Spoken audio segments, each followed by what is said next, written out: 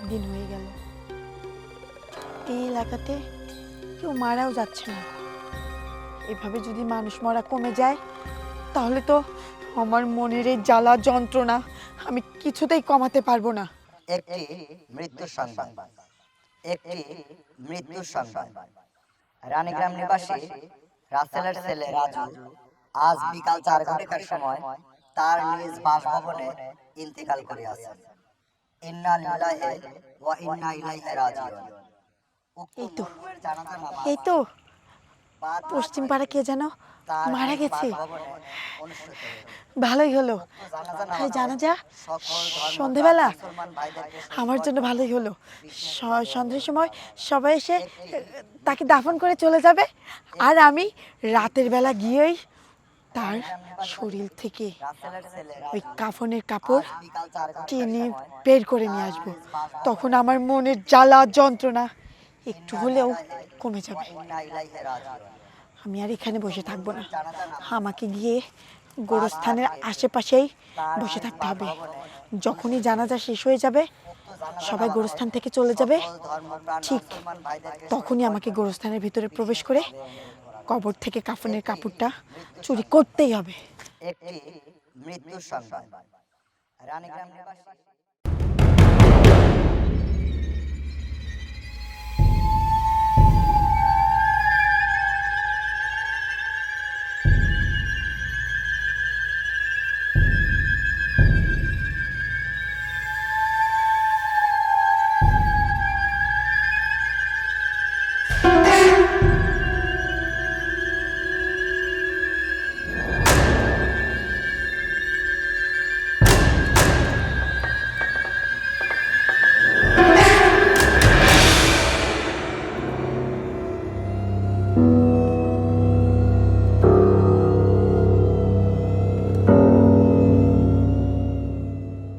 এ তো রাসেলের লাশ। রাসেল মারা গেছে? কই, আমি তো শুনি নেই। শুনি নেই তাতে কি হয়েছে? ঠিক আমি ওর কবরের কাছে এসেই পড়েছি, আর ওর কবর থেকেই আমি কাফনের কাপড় চুরি করতে এসেছি। কি রে, মাটির সঙ্গে মিশে যাচ্ছিস? তোকে আমি বলেছিলাম না তোর এই অহংকারের একদিন পতন ঘটবে? দেখ, আমার কথাই ওই আল্লাহ তাআলা শুনেছে। আমার মায়ের কাফনের কাপড় কেনার জন্য তোর কাছে আমি টাকা চেয়েছিলাম, আর তুই কি না আমার এই দেহের উপর নজর দিয়েছিলি। দেখ আল্লাহ তোকে কিভাবে শাস্তি দিয়েছে। কয়দিন হলো আমার মা মরেছে, তার ভেতরেই আল্লাহ তোকেও নিয়ে নিয়েছে। আজ আমার অনেকটা শান্তি লাগছে তোর এই অবস্থা দেখে। আমি আরো শান্তি পেতে চাই। আমি আমি আমি তোর কাফনের কাপড় চুরি করব না। আমি তো প্রত্যেকটা কবর থেকে কাফনের কাপড় চুরি করি, আর আমি তোর কি অবস্থা করব সেটা এলাকার মানুষ সবাই দেখবে, দুনিয়ার মানুষ সবাই দেখবে, যেন সবাই শিক্ষা পায়। তোকে আমি কবর থেকে উঠিয়ে গাছে ঝুলিয়ে রাখবো। তুই আমার ইজ্জতের উপর নজর দিয়েছিলি না, আর তোর ইজ্জত আমি পুরো দুনিয়ার মানুষকে দেখাবো। তোকে আমি এবার উচিত শিক্ষা দেব। তুই বেঁচে থাকতে তোকে আমি শিক্ষা দিতে পারিনি, তোর এই মরা লাশের সঙ্গে আমি সেই শিক্ষা দেব, যেন তোকে দেখে আরো 10টা মানুষ ভালো হয়ে যায়। তোর মতো খারাপ মন মানসিকতার মানুষ যেন এই দুনিয়ার বুকে আর না থাকে।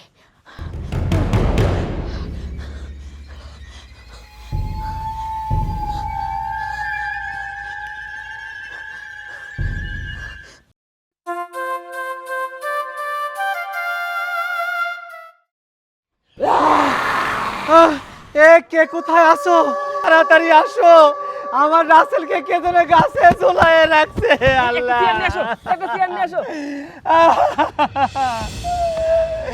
এ খুলে দাও, তাড়াতাড়ি খুলে দাও।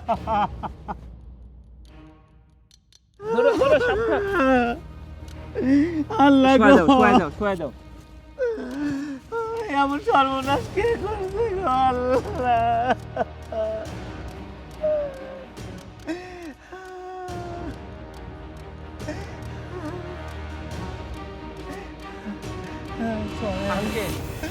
এতদিন শুনতাম আমাদের এলাকার কাফনের কাপড় চুরি হয়, কিন্তু এখন কি শুরু হয়ে গেল?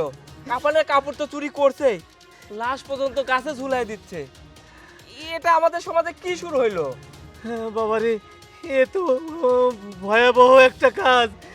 তুমি এটার জন্য প্রতিকার করার চেষ্টা করো। কারা এই কাজ করতেছে? হ্যাঁ আঙ্কেল, অবশ্যই একটা ব্যবস্থা করতে হবে। আর আমাদের ইয়াং থালপাল আমরা এখন থেকে কবরস্থান পাহারা দিব। আঙ্কেল, তাহলে হুজুরকে ডেকে আবার আমরা জানাজার ব্যবস্থা করি। হ্যাঁ বাবা, দেরি করো না। আমার ছেলে আজ কয়েকটা দিন ধরে মরছে, তারা কারা এই কাজটা করলো? তাহলে আপনারা দুজন থাকেন, সোহান আমার সাথে চলো, আমরা হুজুরকে ডেকে নিই। বাবা গো, এমন সর্বনাশ কে করলো গো?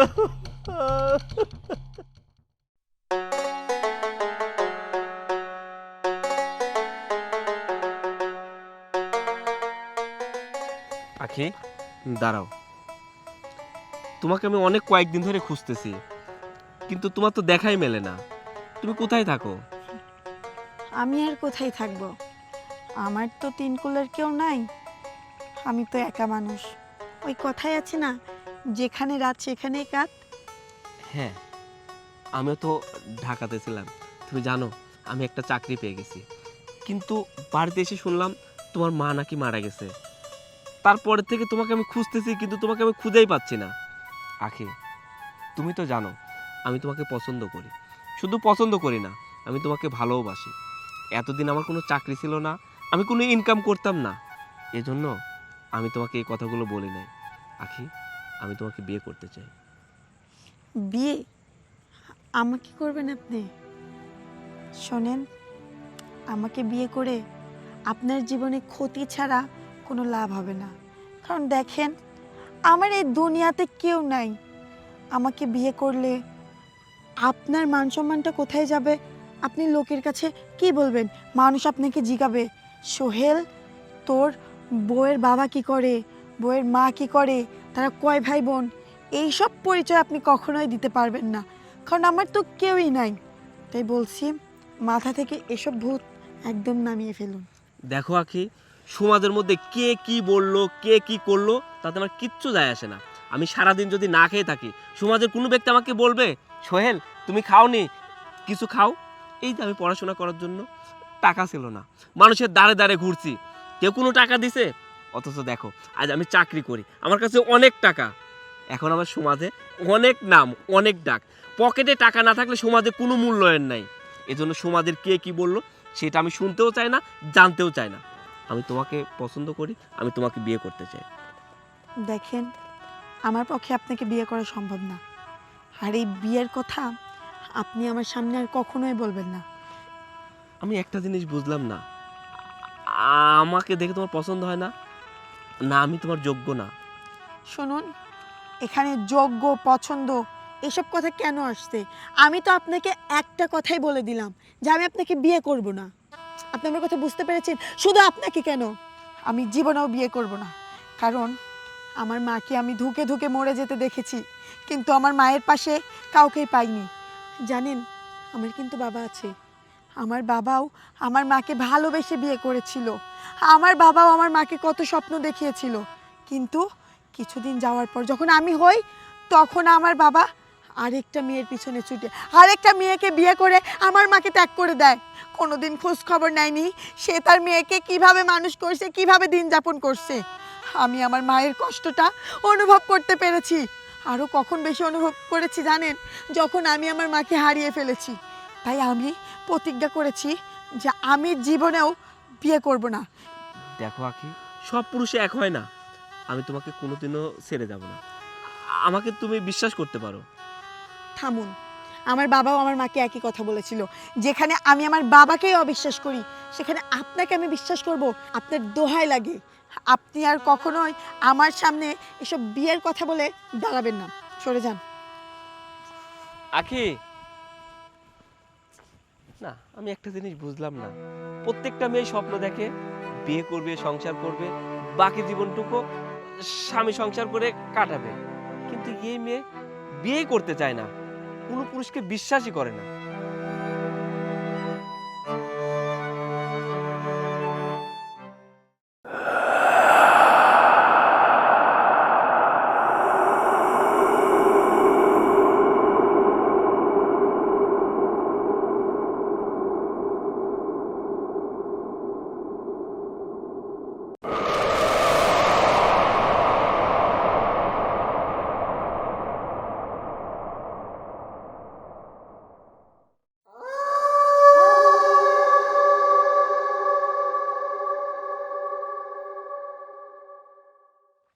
আঙ্কেল ধরেন। আখি, তুমি তুমি এই জঘন্যতম কাজ করে বেড়াও? তার মানে এলাকার যত কবর থেকে কাফানে কাপড় চুরি হয়, সমস্ত কাফানে কাপড় তুমি চুরি করো? হ্যাঁ, এই জঘন্যতম কাজ আমি করি। কিন্তু কেন? তোমার কি এমন দরকার পড়লো যে তুমি এরকম জঘন্যতম কাজ, কবর থেকে কাফানে কাপড় চুরি করো? কবর থেকে কেন কাফনের কাপড় আমি চুরি করি শুনতে চান আপনি? আপনারা সবাই শুনতে চান? হ্যাঁ, শুনতে চাই। তাহলে শুনুন। মা, ও মা, মা, ও মা আমি এসেছি। আখি, হ্যাঁ মা। আরে মা, তোমার শরীর কি আজকে বেশি খারাপ? আরে মা, আজ আমার খুবই খারাপ লাগতেছে রে মা। মা, আমি না চোখ মেলে তাকাতে পারতেছি না, জানিস রে মা। আমি দেখি মা, ওঠো আস্তে, সাবধানে মা। কি মা, তুমি এতটা অসুস্থ হয়ে পড়েছো? সারাটা দিন আমি তোমার কোনো খোঁজ নিতে পারি নাই। সারাদিনে তুমি কতটা অসুস্থ হয়ে গেছো মা। আমি তোমাকে রেখে সারাটা দিন কাজে ব্যস্ত ছিলাম। আমি আমি আমি তোমার জন্য ওষুধও নিয়ে আসতে পারিনি মা। মারে, আমার জন্য এত চিন্তা করিস নি, আমি ঠিক আছি। আমি এত সহজে মরবো না রে মা। মারে, তুই আমার জন্য কত খাটাখাটনি করিস, পরের বাড়ির কাম করিস, যে দায়িত্বটা আমার মা হিসাবে আমি তোর দায়িত্ব পালন করব। তোর কামাই করে খাওয়াবো, তোর পড়াশোনা শিখাবো, তোর ভাত কাপড়ের দায়িত্ব নেব। সেই জায়গায় তুই আমার মেয়ে হয়ে আমার সমস্ত দায়িত্ব পালন করতেছিস। ভাগ্য গুণে তোর মতো একটা মেয়ে পাওয়া যায়। আমি কেমন ভাগ্য, আমি বাইরে থাকতেই তোর এত খাটনি করা লাগে, পরের বাড়ি কাম করা লাগে। এমন মাথা কাটতে না থাকা ভালো। চুপ মা, তুমি এসব কথা বলবা না। আমার যত কষ্টই হোক আমি এসব কিছুই মনে করি না। আমি তো শুধু এইটুকু চাই, আমার কষ্টের পরে তোমার মুখের একটুখানি হাসি মা। কিন্তু কিন্তু আমি আমি আমার চোখের সামনে তোমাকে এভাবে অসুস্থ হয়ে যেতে দেখছি। আমি আমি আমি তোমার কোনো উপকারে আসতে পারছি না মা। মা, তুমি একদম চিন্তা করো না। আমি যেভাবেই হোক, যত কষ্টই আমার হোক, আমি তোমার চিকিৎসার টাকা ব্যবস্থা করবই। আর তোমাকে আমি ভালো ডাক্তার দেখাই তোমাকে আমি সুস্থ করে ফেলবো মা। তুমি একদম চিন্তা করো না। আমি জানি মারে, আমি যতক্ষণ বেঁচে থাকবো ততক্ষণ তুই জান দিয়ে খাটবো। আমার মরে যাই ভালো। চুপ মা, তোর খাটনিটা কমে যাবি। মা তুমি এসব কথা মুখেও আনবে না। এই দুনিয়াতে তুমি ছাড়া আমার কে আছে বলো? তুমি যদি আমাকে রেখে চলে যাও আমি কার কাছে থাকবো মা? কাকে আমি দিন শেষে মা বলে ডাকবো? না মা, তোমার এই মেয়ে বেঁচে থাকতে তোমার কিচ্ছু হবে না। আমি তোমাকে কথা দিচ্ছি, তোমার এই মেয়ে তোমাকে সুস্থ করে তুলবে মা। ও মা, তুমি তুমি আরেকটু বিশ্রাম নাও, আমি এক্ষুনি বের হচ্ছি। আর তোমার ওষুধের আমি টাকার ব্যবস্থা করব। যতক্ষণ না টাকার ব্যবস্থা করব আমি বাড়িতেই আসবো না। তুমি একটু বিশ্রাম নাও মা, সাবধানে। মা তুমি একটু ঘুমাও, আমি আমি খুব তাড়াতাড়ি চলে আসব। তুমি থাকো মা।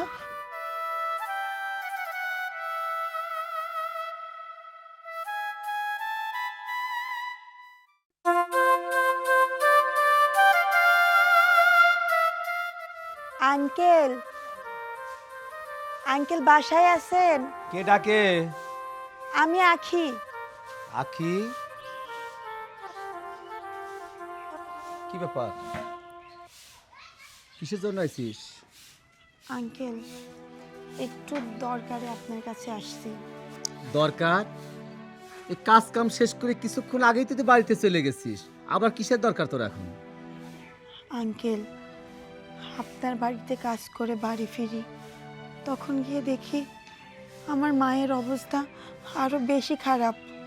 আমার মাকে ইমার্জেন্সি ডাক্তারের কাছে নিতে হবে, কিন্তু আমার কাছে তো কোনো টাকা নাই। আপনি তো বেতন দিলেন না এই মাসের। আমি বলছি কি, যদি কিছু টাকা দিতেন আপাতত মায়ের চিকিৎসা করতাম। আচ্ছা শোন, বেতন দেয়নি মানে তোকে সব সময় অগ্রিম বেতন দেওয়া হয়। এই মাসের বেতন বাকি আছে মাত্র কয়েকটা দিন তুই কাজ করছিস, আর আমি বেতন দিয়ে দেব। তুই ভাবলি কি করে? এই তোরা গরিব মানুষ, তোদের সব সময় টাকা টাকা টাকা। আচ্ছা তোদের এত অভাব কোন জায়গা থেকে আসে বলতো? আমার বাড়িতে খাস পরিস সব কিছু করিস, আমার বাড়ি থেকে কাজের শেষে ভাতগুলো নিয়ে যাস তোর মার জন্য, আবার টাকা চাস। আমি একটি টাকা দিতে পারবো না। আঙ্কেল আপনি যদি টাকা না দেন আমি হয়তো আমার মাকে আর বাঁচাতে পারবো না। আমার মায়ের অবস্থা ভীষণ খারাপ। আমি তো মানছি যে আপনি আমাকে 1 মাসের টাকা অগ্রিম দিয়ে রাখছেন, কিন্তু এই মাসের বেতন আপনার দোহাই লাগে আপনি আমাকে দেন। এই মাসের বেতন যদি আপনি আমাকে না দেন আমার মাকে আমি সুস্থ করতে পারবো না। আর আমি আপনাকে কথা দিচ্ছি আঙ্কেল, আমার মা সুস্থ হয়ে যাওয়ার পরে আমি আপাতত যতদিন না আপনার টাকা শোধ হয় আমি তত মাস আপনার থেকে টাকা চাইবো না। আঙ্কেল আমাকে কয়টা টাকা দেন না? না, আমি একটি টাকাও দিতে পারবো না, কারণ তোরা গরিব মানুষ। আমি অগ্রিম টাকা দেবো, তুই কাজ করতে পারবি না, টাকা শোধ দিতে পারবি না তুই। আর তোর মা যদি মারা যায় তুই আমার বাড়িতে কাজ করবি কিভাবে? শোন, আমার টাকা বেশি হয় নাই, আমি টাকা দিতে পারবো না। না না আঙ্কেল, আমি আপনাকে বলছি আমি আপনার বাড়ির আরো বেশি বেশি কাজ করে দিয়ে যাব। আমি প্রয়োজনে আপনার বাড়িতে আরো বেশি সময় কাজ করব, তবু আপনি আমাকে কয়টা টাকা দেন। আঙ্কেল আমি আপনার 2 পাটা ধরে বলছি, আপনি আমাকে কয়টা টাকা দেন, নয়তো আমি আমার মাকে বাঁচাতে পারবো না আঙ্কেল। এই তুই ছাড়, আমি টাকা দেবো, আমি একটি টাকাও দিতে পারবো না। তুই যা, যা এখান থেকে যা। টাকা চাইলেই পাওয়া যায়, টাকা টাকা শুধু টাকা। তোর মায়ের অসুখ হয়েছে, তাতে আমি কি করব? তোর চিকিৎসা করার দরকার হয় তুই চিকিৎসা করগা, আমি একটি টাকা দিতে পারবো না। যা। আঙ্কেল আল্লাহ গো, আমি তো টাকার জোগাড় করতে পারলাম না, তবে কি আমি আর আমার মাকে বাঁচাতে পারবো না? না না, আমি এসব কি বলছি? আমার মায়ের কিছু হবে না, আমি আছি, আমি আমার মায়ের জন্য আছি। যেভাবেই হোক আমি টাকার জোগাড় করে আমি আমার মাকে সুস্থ করে তুলবই। কি করব? না না, এভাবে এভাবে বসে থাকলে হবে না। হাত গুটিয়ে আমি বসে থাকবো না, আমার যে কোনো একটা কিছু করতে হবে। আমার মাকে আবার বাঁচাতেই হবে, আমি মাকে বাঁচাবই।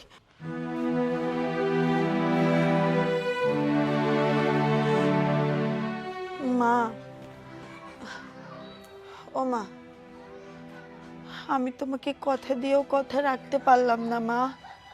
আমি অনেক চেষ্টা করেছি, কিন্তু আমি তোমার ওষুধের টাকার ব্যবস্থা করতে পারিনি। ও মা, মা, মা, মা, মা, মা কথা বলছো না কেন? মা, মা, মা, না, মা, মা, মা, তুমি এভাবে আমাকে ছেড়ে চলে যেতে পারো না মা। মা, ও মা, ও মা, আমি না তোমাকে কথা দিয়েছিলাম আমার যত কষ্টই হোক আমি তোমাকে সুস্থ করে তুলবো। আমি তো তোমাকে বলেছি তুমি একটু বিশ্রাম নাও, তাহলে তুমি একবারে কেন ঘুমিয়ে গেলে মা? মা, তুমি কথা বলো, কথা বলো মা। আমি এখন কার কাছে থাকবো মা? তুমি আমাকে কেন এতিম করে চলে গেলে? এই দুনিয়াতে যে আমার আর কেউই রইলো না, আমি কাকে মা বলে ডাকবো? আমি তোমাকে ছাড়া কিভাবে থাকবো মা? আল্লাহ, তুমি কেন আমার মাকে নিয়ে গেলে? ও মা,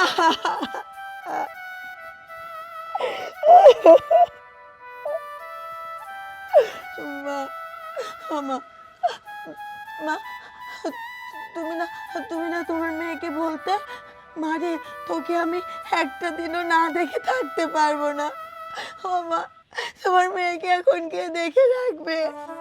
তোমার মেয়েকে যে এখন কোনোদিনও আর তুমি দেখতে পাবে না মা।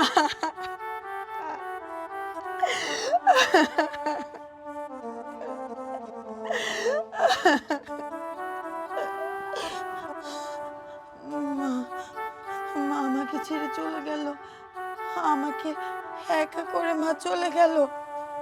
আমি তো এটা কখনো চাইনি ওই আল্লাহর কাছে। ও আল্লাহ, তুমি আমার মাকে কেন এত তাড়াতাড়ি তোমার কাছে নিয়ে গেলে?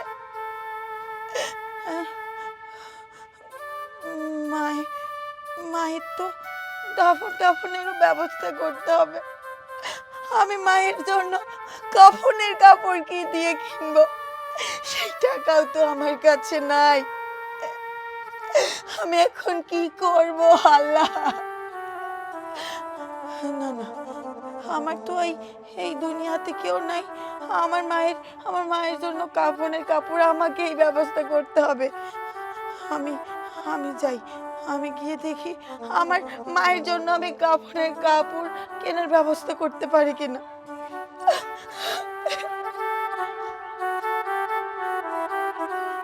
আঙ্কেল, আঙ্কেল, কি রে আখি, কি হয়েছে? আঙ্কেল কোথায় ভাইয়া? আব্বা তো বাড়িতে নাই, বাজারে গেছে। কেন, কি হয়েছে?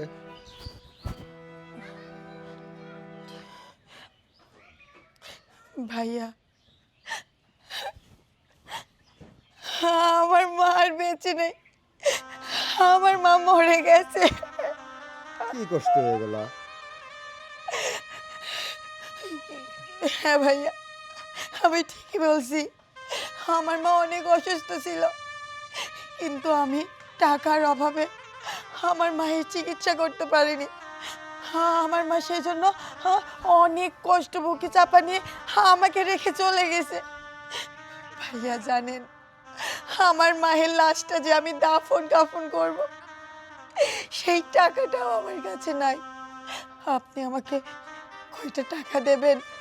আমি আমার মায়ের জন্য কাফনের কাপড় কিনে মায়ের দাফনটা সম্পূর্ণ করতে চাই। ও, এই কথা। তুই তো জানিসই, কোনো কিছুর বিনিময় ছাড়া আমি কারো টাকা দেই না। কি ব্যান্ডে, বুঝছিস? ভাইয়া, আপনি কি চান বলুন, আমি আমি যদি দিতে পারি আমি আপনাকে দিব, তবু আপনি আমাকে কয়টা টাকা দিন। বেশি কিছু লাগবে না, তুই খালি আমার সাথে একটু সময় কাটাবো, বুঝছিস? তাছাড়া কিছু না। অমানুষ কোথাকার, কি বললেন আপনি? আমি আপনাকে সময় দেব? আমার মা মরে গেছে, আপনি বুঝেন নাই? আমার মায়ের লাশটা আমি আমার ওই বাড়িতে রেখে আসছি আপনার কাছে কয়টা টাকার জন্য। আমি আমার মায়ের লাশটা দাফন করব, আর আপনি সেই সুযোগ দিয়ে আপনি আমাকে বলছেন আমি আপনাকে সময় দেব? শুনুন মিস্টার রাসেল, আমি এতটাও জঘন্য খারাপ না যে আমি আমার মায়ের লাশ রেখে আপনাকে সময় দিব। আপনি আর 5টা মেয়েকে যেমন ভাবেন, আমি সেই রকম না। আর আপনি কতটা জঘন্য খারাপ হলে এইরকম একটা অসহায় মানুষকে এইরকম একটা প্রস্তাব দেন। আরে আপনি যতই খারাপ হন না কেন, একটা মৃত মানুষের কাপড়ের কাপড় কেনার টাকার জন্য আপনার কাছে আসছিলাম, আর আপনি সেই সুযোগটা কাজে লাগিয়ে আমাকে কুপ্রস্তাব দেন। বাহ, আপনাদের মতো বড় লোকদের ভালো করে চেনা হয়ে গেল। আপনারা শুধু নামে বড় লোক, কিন্তু আপনাদের মনের ভেতর একটা জঘন্য নোংরা মানুষ বসবাস করে। যাই হোক, আপনার ওই নোংরা টাকা আমার লাগবে না। আমি আমার মাকে কাপড়ের কাপড় ছাড়াই দাফন করব। আপনার টাকা পয়সা নিয়ে আপনিই থাকুন। তবে আপনাকে একটা কথা বলি, আপনার এই অহংকার একদিন ঠিক ভেঙে যাবে, আর আপনি একদিন ঠিক আফসোস করবেন। ফকিন্নির বাচ্চা, তুই আমার চর মারিস, আমার বাড়িতে কাজ করিস, আর তুই আমার গালে থাপ্পড় মারলি। এর প্রতিশোধ যদি আমি না নিছি, আমার নাম রাসেল না, এর অক্ষরে অক্ষরে আমি প্রতিশোধ নেব। কথাটা তুই বুঝবি।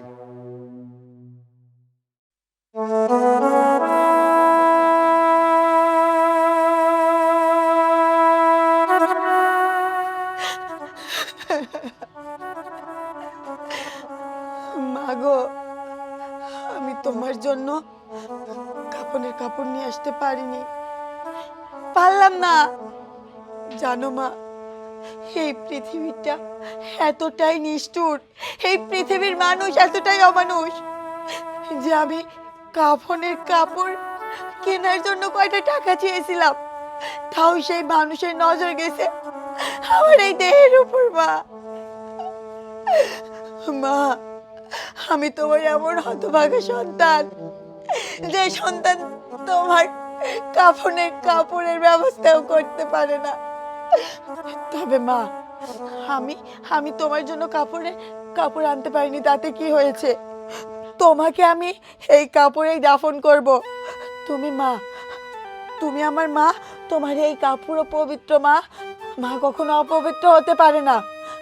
তবে আমি তোমার মেয়ে, তোমাকে ছুঁয়ে প্রতিজ্ঞা করছি, আজকের পর থেকে আমাদের এই এলাকাতে কোনো লাশ কাফনের কাপড় শরীরে নিয়ে ওই কবরে যেতে পারবে না। আমি সমস্ত কাপড়ের কাপড় চুরি করব। আমি হব এই এলাকার কাফনের কাপড় চোর। মা, আমি প্রতিজ্ঞা করলাম।